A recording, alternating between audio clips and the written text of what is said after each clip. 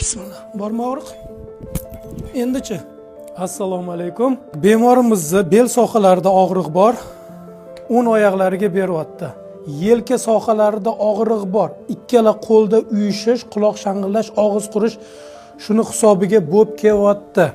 Hozir birinchi o'rinda bemorimizni tekshirib ko'ramiz. Oyog'ingizni ko'taring. Bismillah. Og'riq bormi? Nimaga teganga bora? Bunisidachi? Mana qattiq bosyapman, bunda yo'q. Og'riq bormi? Tushunarli. Bunisida yo'q. Tizzadan tepadagi, ya'ni mana bu son qismdagi og'riq bu belliki. Biz hozir mana tizzadan tepadagi son qismdagi og'riqni yechamiz. Endi bu og'riqni yechganimizdan keyin mana hozir bel bilan ishlaymiz. Beldagi umurtqalar, siqilib qolgan nerv sistemalar bo'shagandan keyin mana bu og'riq o'zidan o'zi yo'qolishi kerak. Bunga umuman tegilmaydi. Og'riq bora, nafas olib qo'yib yuboramiz. Olib, nafas olib, yana nafas olib qo'yib yuboramiz. Olib, yana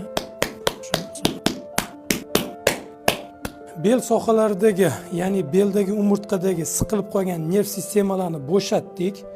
Endi buni qanday bilsak bo'ladi aniq bo'shaganini? Bu yoqdagi og'riq yo'qolgan bo'lishi kerak. Men hozir yana qayta qo'lim bilan bosib ko'rsatishim mumkin. Ko'pchilik boya qattiq bosuvdi, endi sekin bosdi deyishi mumkin. Yo, bismillah. Bormi og'riq? Endi-chi.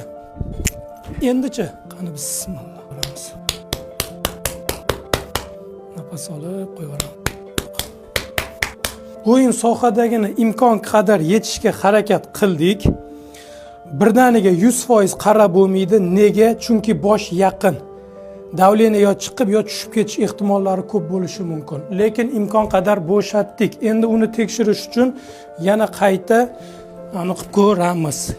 Yo bismillah. Bormi og'riq? Ha? Yo'q, og'riq. Bu yoqda